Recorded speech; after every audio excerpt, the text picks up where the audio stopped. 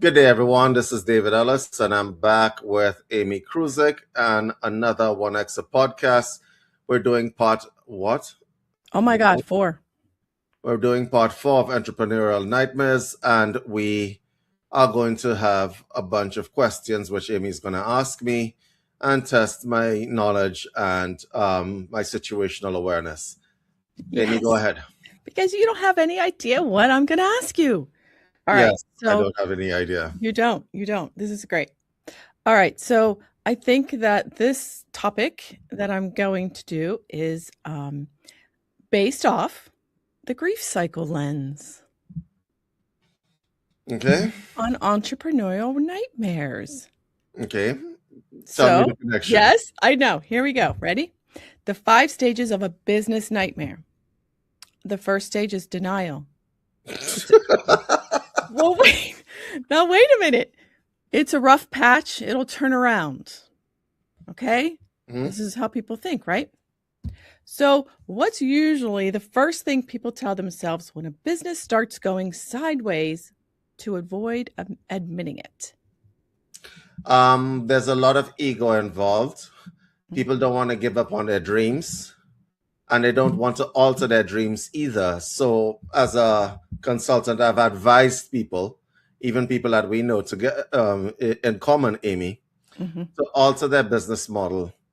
We've advised many, many people to do that, and they don't want to alter their business model. They believe that something will change, or I don't know, providence will somehow make itself felt and something will change.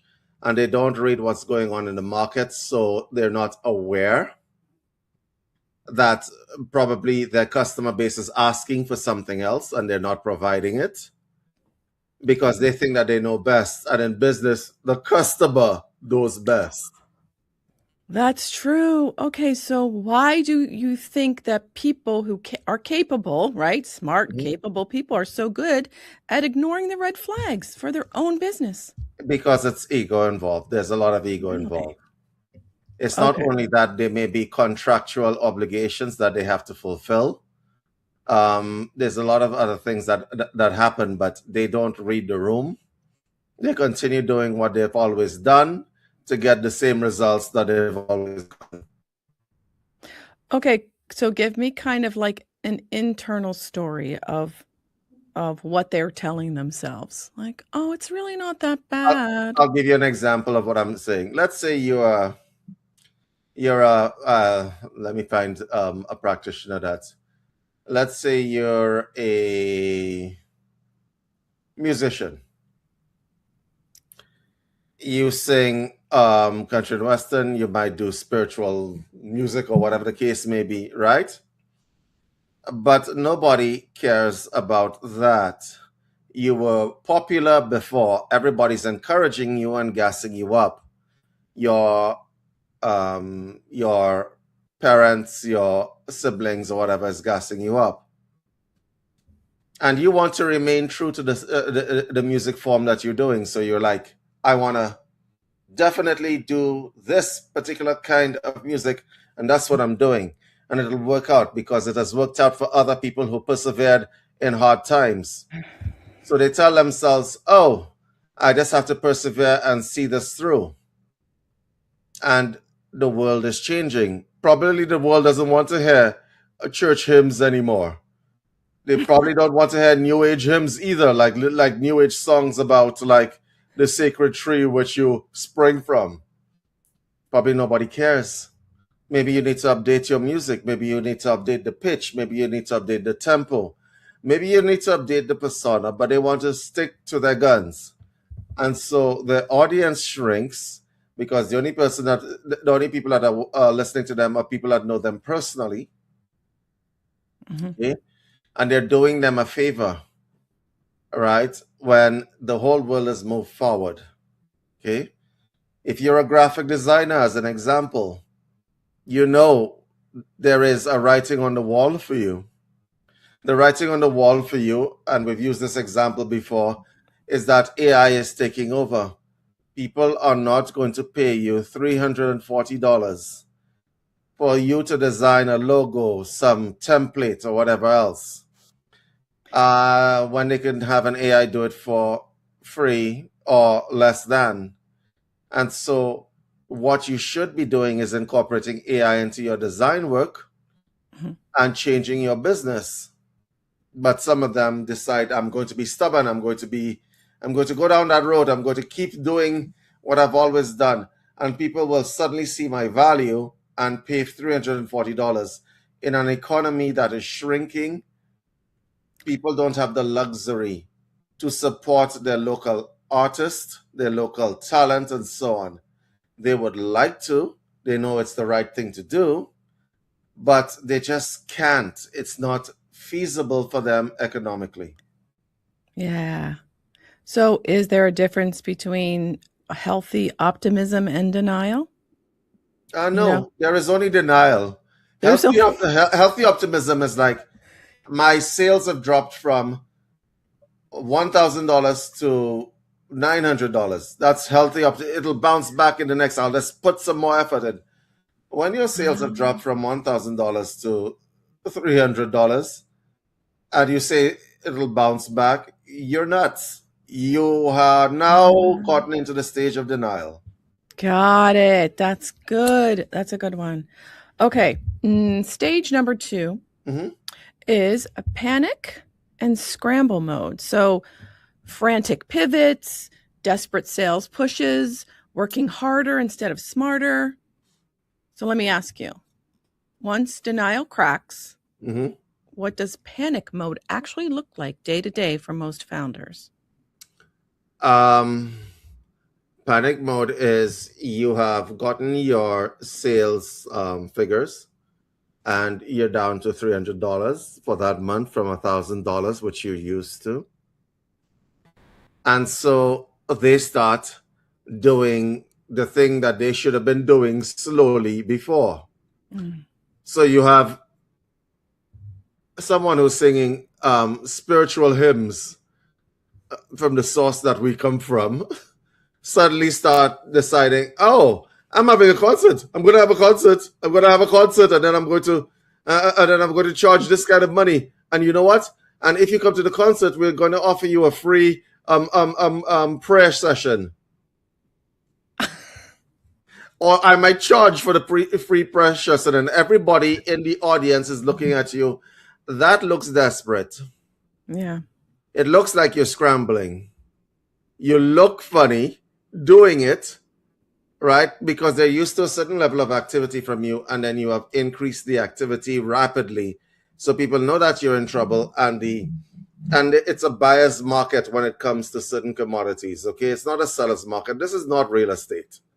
Okay, so the buyer's market says, today we realize you were in trouble, so I'll give you a gig at some place, but I'm paying you $40. These are the kinds of things. So it becomes frantic. They pull out every strategy, like ill-gotten strategy, without planning, and they just execute it, and it looks ridiculous. Yeah. Do they tend to look at their competitors at this point? Oh Like, no, oh my God, what? they try to copy everybody around them, Oh, and it's wow. really pathetic. So Yeah. I could pretty much tell you that it's annoying to the people that you copy. It's annoying to the audience. It's annoying to people who would normally have given you business, and everybody knows you're copying, right? Yeah. So the frantic shifts and so on are a sign of desperation. Sign of desperation. Okay. So, um, what kinds of decisions tend to backfire when they're made out of full panic mode? What backfires for them? When you're copying somebody and people can No. see that you're copying them, Oh. they're thinking, yeah, you're not a good person. So your competitors amp up their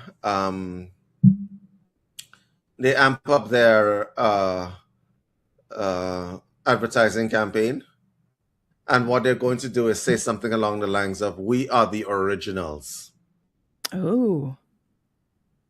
which makes you look bad. Yeah. They try to undercut other people in the marketplace by dropping the services, and it hurts everybody. right? Yeah. It hurts Yeah. everybody because when you drop the price to a certain level, what happens is that people expect that price because you've set a precedent from everybody who is operating in the space. And this happens a lot in spiritual communities, as an example. I'm using that as an example because this is one of the communities that a lot of us are familiar with. Mm. So you have somebody doing a some kind of practice. It doesn't matter what the practice is, and they get into trouble. So they're going to drop their price down to ridiculous amounts, like $5. The market is charging $45, right? Yeah. And so the market is charging $45. So two things happen in the customer's mind. Why are you charging $5? What's going on? Either you're desperate or what you're offering is not very good. And I know that's a horrible thing Mm. that people think, right? And then what happens is that if the one person finds out that it's very good, and you get a bunch of people coming in at $5, which does not help your financial situation because your overheads are not going to cover the $5, or your $5, getting $5 from 100 people is $500. The market was charging $45. Imagine if you had 100 people at $45. You understand what I'm saying? Yeah. Yeah. And so a lot of people tend to undercut. So when they undercut it and people say, "Oh, he's offering the same service at $5," you're gonna get people coming into your place. But you've now set a precedent, and people are going to expect $5 from everybody, including you. Oh, wow. Okay. Okay. So we did denial and panic, and now it's isolation, hiding the struggles from your partners or your family or even the co-founders out of shame, right?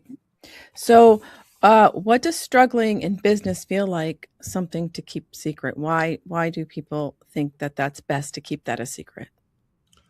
Well, to be quite honest, if people know that you're struggling, if you're depending on a company. Let's say you have a big company, like, I don't know, Enron. Remember Enron? Yes. Back in the day, or a big company like OpenAI, or your big company like that, they keep it a secret because they know that once their competitors know that they're in trouble, they are going to change their marketing tactics and strategies to bury them quickly, to get them out of the market. Okay? And so a lot of people who patronize businesses, they found themselves high and dry because the businesses just vanish Mm. and Yeah, remove you're, their obligations to their customers and yeah. remove their sorry about that, and remove their obligations to their customers. And as a result of that, it's very bad for everybody in the marketplace. It removes the trust that the public has put into you and other people. Well, what keeps them from not reaching out for help during this phase of isolation? Because they're kind of stuck, right? I think what keeps them from reaching out has to do with, once again, there's an ego in business that goes with it, right? People Yeah. don't want people to know that they're struggling. They don't have other forms of income and stuff like that. And so um, they tend to not reach out to their customers and so on because it's a pride thing, and they think that people are bad minded, which unfortunately a lot of people are. Mm. A lot of people are bad minded, and they think it's a reflection on them as opposed to a reflection on the state of the market, right? And they don't understand there's no shame in that. Yeah. So they get caught up in the shame of the thing, and they just generally tend to not reach out. Yeah. Reach out, people. Reach out. Okay. Stage 4, reckoning. So now we did denial, we did panic mode, we did isolation. Now it's a reckoning. Finally facing the real numbers, the real timeline, and the real damage caused by those three. So, um, what does it actually look like when somebody finally faces the real numbers and the real timeline. Like this is real. Most people get depressed Yeah. because they've been presenting a face to the public of everything is okay, but things are not okay with them. Right. So most people get depressed. They disappear. They don't know how to pivot and stuff like that. And it's like what we said in an earlier episode of Entrepreneurial Nightmares. Um, don't put your eggs in one basket. Right. So they don't have any fallback plan, which should have been built into the creation of the business in the first place. Right. And so a lot of people, like, I'm going to give you an example. Yeah. I like examples. Go ahead. Give us what you mean by that. Recently, even this year, I was helping a lady who does psychic readings, okay, in a business. Now, this woman is struggling very, very, very much, okay, financially and otherwise, okay. She did not want other people to know that she's struggling financially. And when I said struggling, I mean really, because the truth of the matter is the business that she got into, right, relies on a lot of hype. Yeah. It relies on a lot of hype. People are supposed to trust that you can actually do what you say you're supposed to do. And so eventually, when she decided that she was going to do what she needed to do, she wanted to host an event, right? The numbers did not add up. And then she calls me in to solve the problem.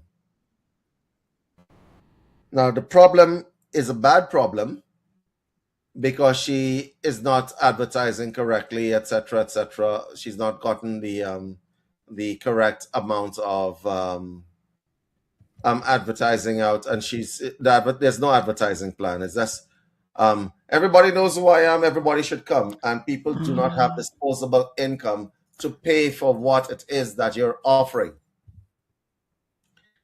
So instead of dropping the price, she wanted to keep her pride and keep the price at the same level. Well, it was coming close to the event, and the reckoning came where she's actually looking at the figures and realizing she does not have enough people to attend the event, right? And so what eventually happens is that she decides that she is trying to cut costs in every which way, shape, and form. That event would have sunk her deeper into her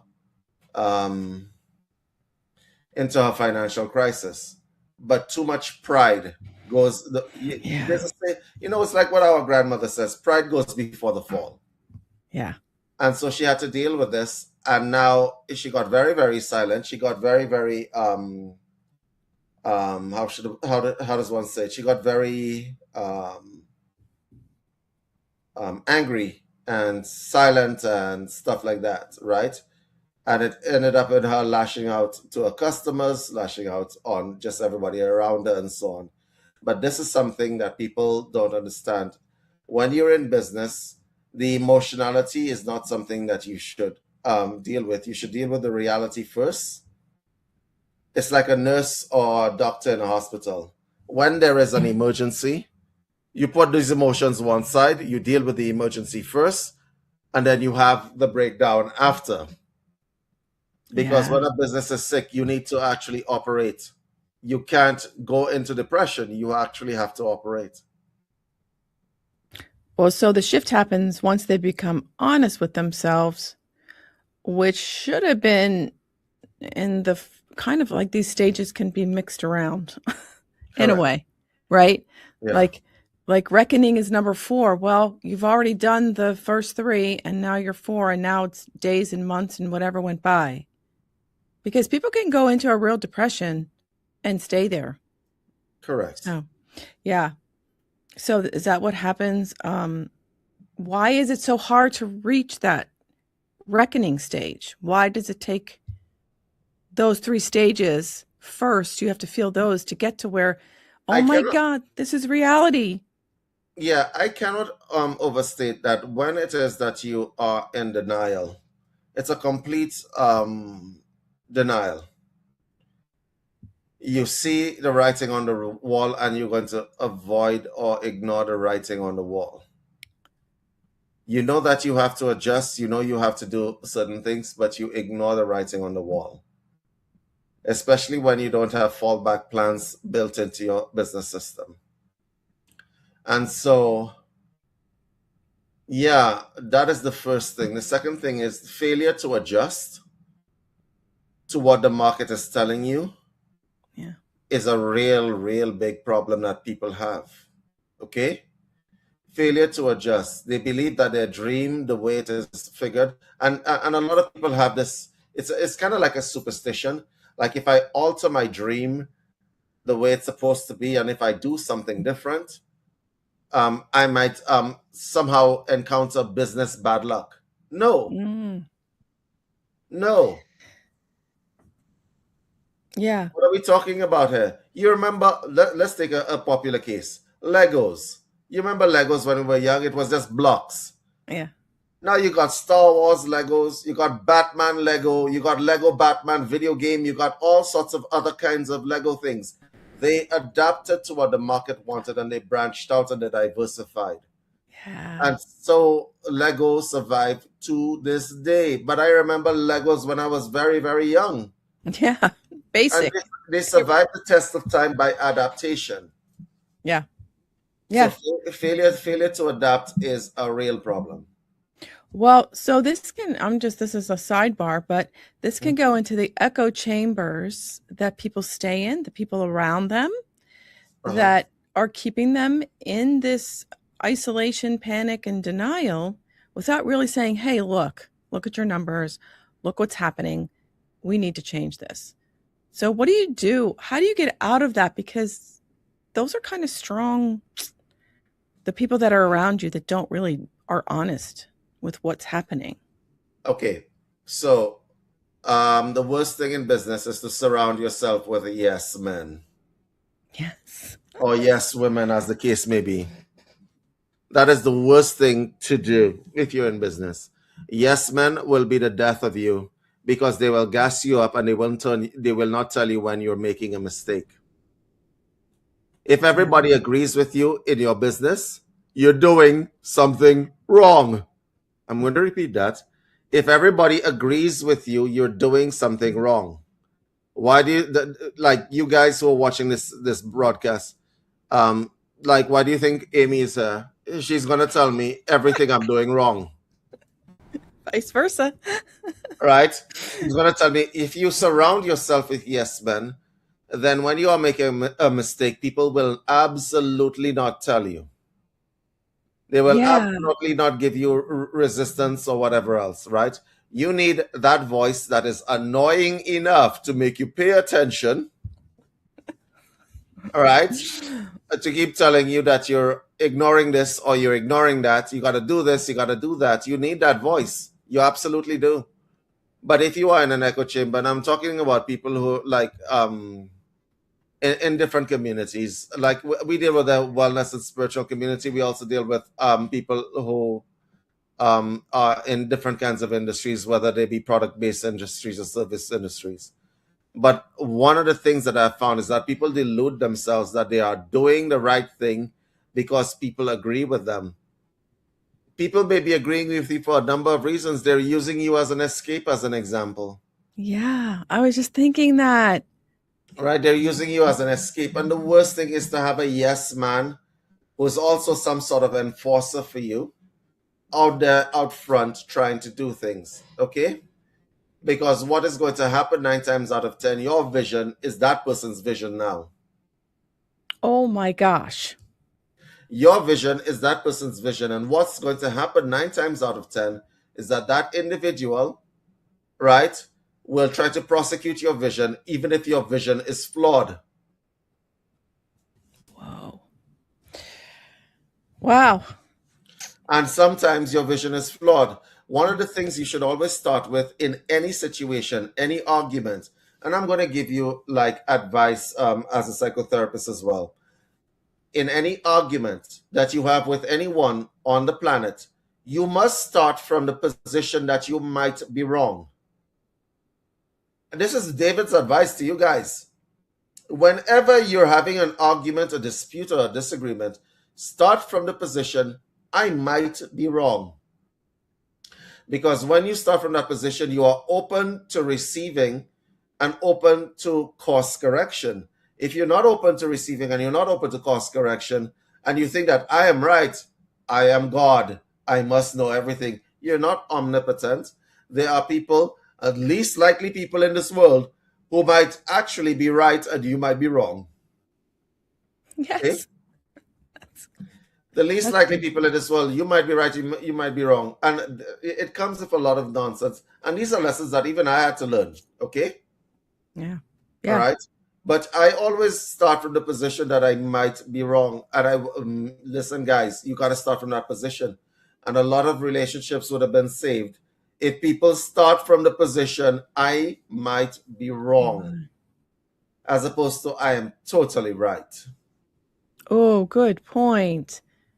A lot of red flags in that one to pay Yep. attention to. Yeah. Okay, so the last grief, well, business nightmare would be rebuild. What people carry forward, what they let go of, how identity reforms after the business doesn't define them anymore.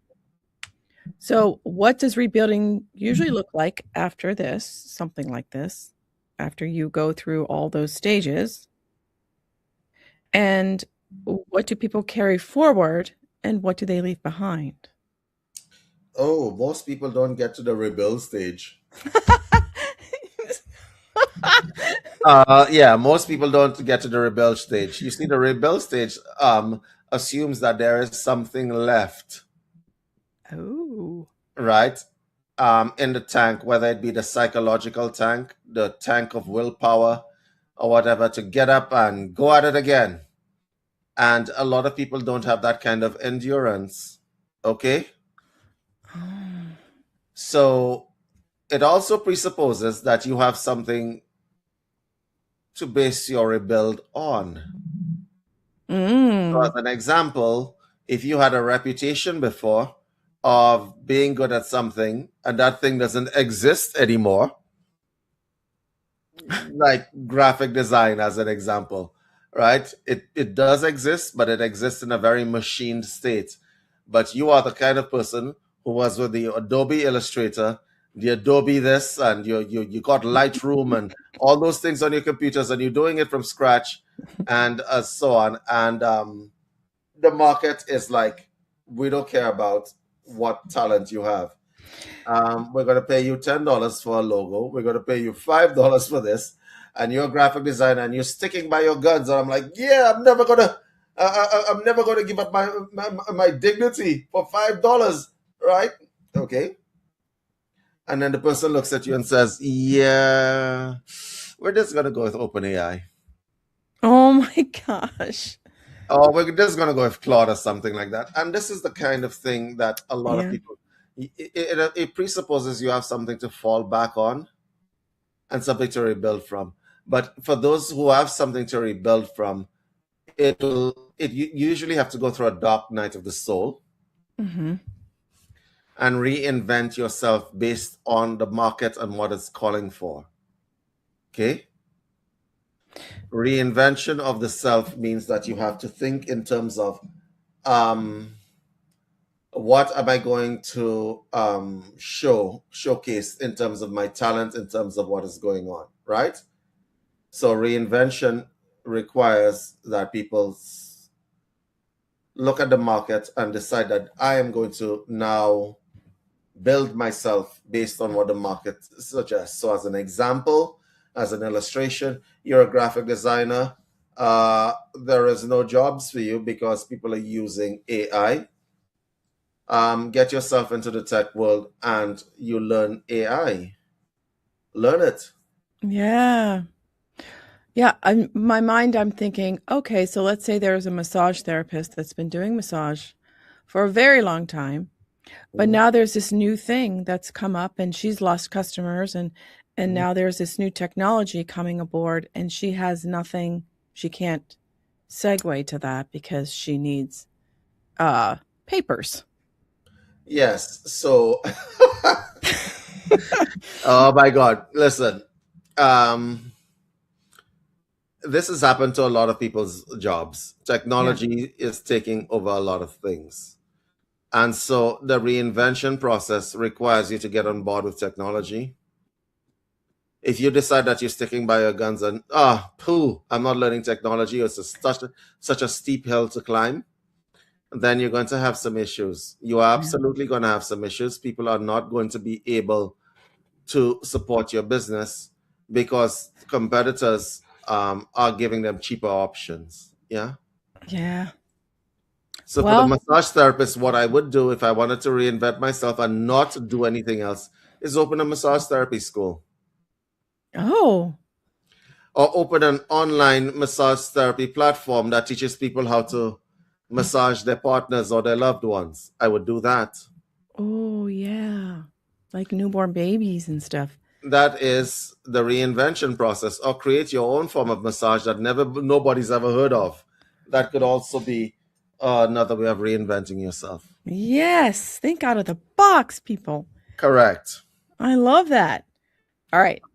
Most people don't, but thinking out Mm. of the box is actually a good way to survive. Yeah. And I say, I like little uh, think tanks, Yeah. right? Like you and I do think tanks. Let's think about this. Let's try something different.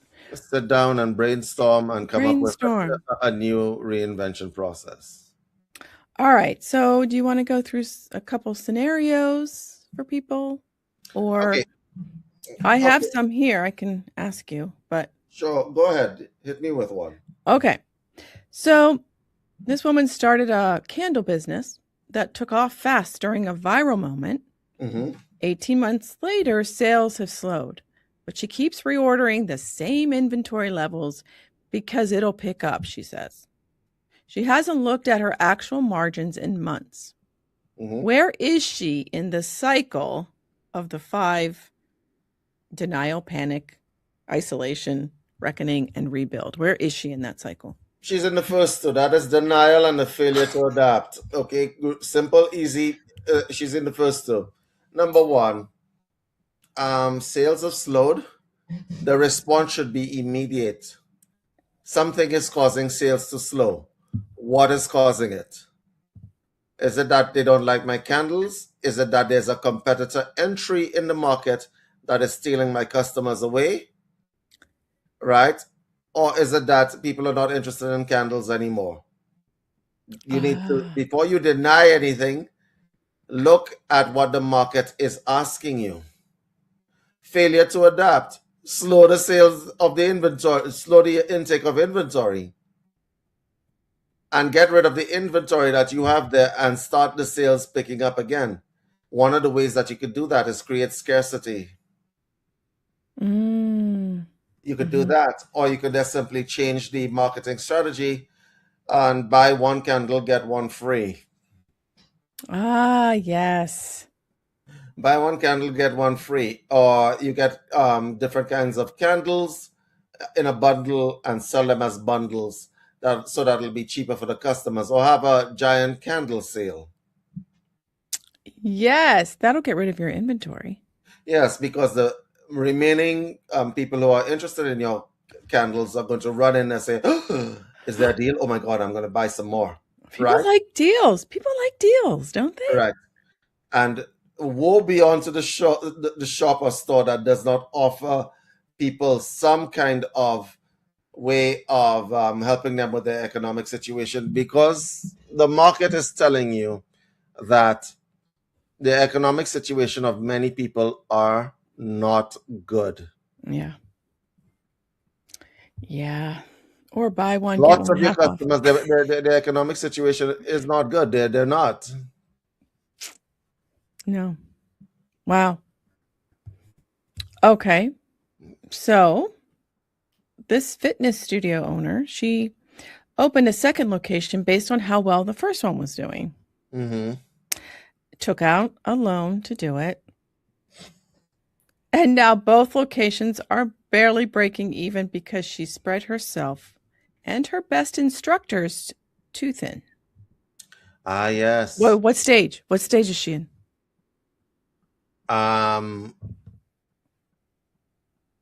you see, this is a difficult one, and that's interesting. Yeah. She's not in denial because, based on the performance of the first location, she assumes that the second location will be profitable. Yeah. Um, it's difficult because she's not necessarily have. If she doesn't close the location, then she has a failure to adapt. Right. Oh, All right. Obviously, reckoning would be happening immediately. So here's the mhm. thing. What she should have done was take a customer survey on opening the second location, Yeah. because that is a failure of data and analytics. Why are people coming to this location? Why is this location doing so well? Oh, it's because Christy, John, and Mary are teaching at this location.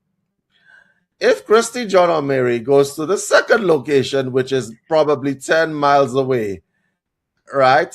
Yeah. People from 10 miles away will probably go to Christy, John, and things class, but probably there's another gym there. Okay? Yeah. Right. And so now your customers at the first location not driving the 10 miles. Right. The new customers at the new location are not interested in Christy, John, and Mary. Right. So now the new location is not doing so well, and it's drawing resources from the first location. Yes. So it should not take very long for you to see the effects of this. And if you don't see the effects of this, then you are in denial, because it should be fairly obvious that things are not going so well. Yeah. Yeah. And if that is the case, you should shut that down. As for the loan that you've taken, Yeah. What about that?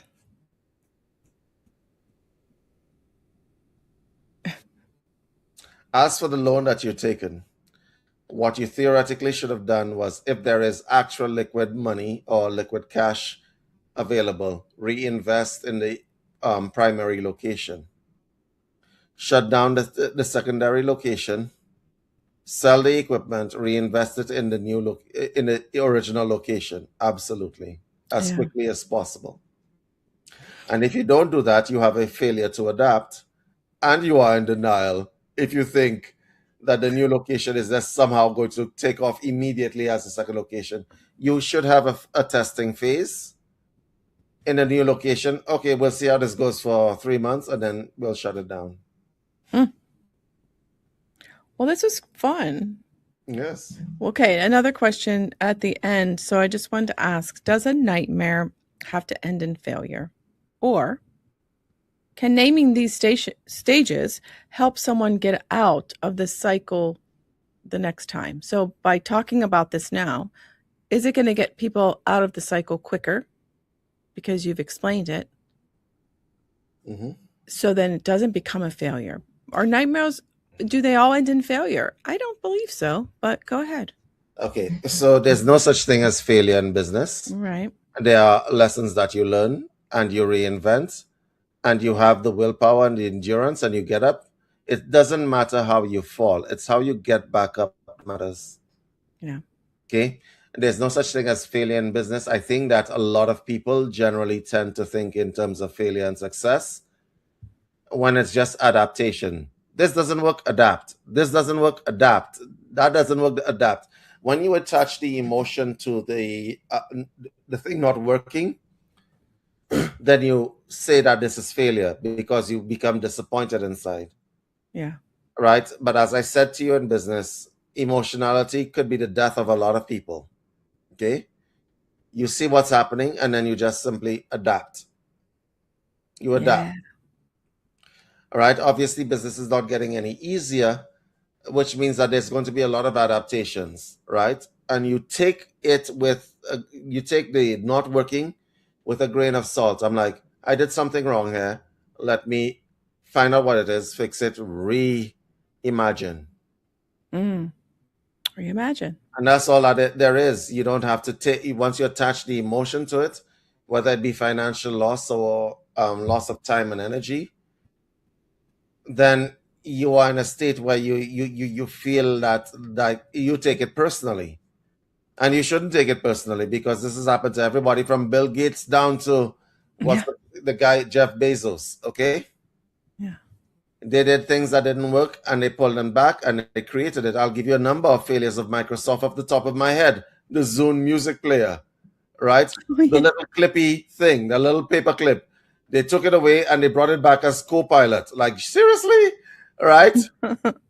Right? And let's not forget all the failed Windows projects. Windows 386, Windows 97, Windows Vista. You would think that these are iterations, they're just making it better. No, they were failures, Yeah. right? Because people became good at programming and tech stuff because of the numbers failures, because Windows would crash on you at the slightest thing, the blue screen of death, all of these things. These are failures in programming, and they reiterated them and they reimagined. So now you have Windows 11, which looks nothing like the original Windows 386 that you had before. And I'm going to just take a little jibe here. I wish other companies that make cell phones would change their software every once in a while, and everybody knows who I'm talking about. Because your interface looks the same from when you had, like, when it was like almost a pod, right? Okay. So right now in 2026, your interface looks the same, and your argument is that people have gotten used to the interface, so we don't need to make any major changes. And I'm like, no, you do. You do. Yeah. I agree. Yeah. I agree. Well, would you like to give 3 little mindful things for people to take away from today? Absolutely. Number one, pay attention to your business. Analytics are very important. So watch what is happening so that you don't get into the denial stage in the first place. Mm-hmm. So make micro analytics. That's the first thing. The second thing is pay attention to what competitors are doing Mm-hmm. and pay attention to the market. If the market is calling for you to sell lollipops, sell that lollipop. Okay. Number three, please, please, please, for the love of God, do not surround yourself with yes men. Surround yourself with problematic people that will actually disagree with you at every turn. Why? It's good for your business. They're going to tell you why it's not a good idea to do XYZ, and you're going to learn something. Surrounding yourself with yes men means that you are doomed to failure. You will fail eventually, absolutely. Yes men are the death of your business. I love it. This was great. Thank Hey, you. Thank you're you. welcome. You're welcome. And for those of you who need software or you need any kind of advice, I am available for a 15-minute consult, which is completely free. I'm going to put my information on the crawler here. But for those of you who want to get in touch with me, you can get in touch with me at info@onexa.com. Okay? Until next time. All right, guys. We'll see you in the next episode. Take care. Bye.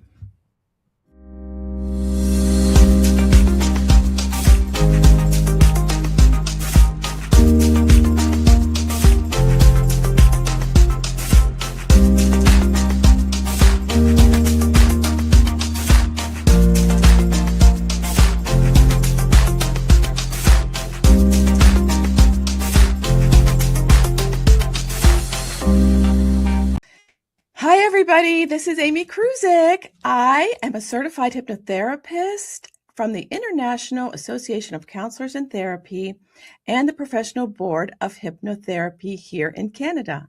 I am here to announce the opening of our new Unified Health Systems online store, where you will find professional courses and done-for-you products at reasonable prices in the market. Check them out at shop.unifiedhealthsystems.com. Bye, everybody. See you there.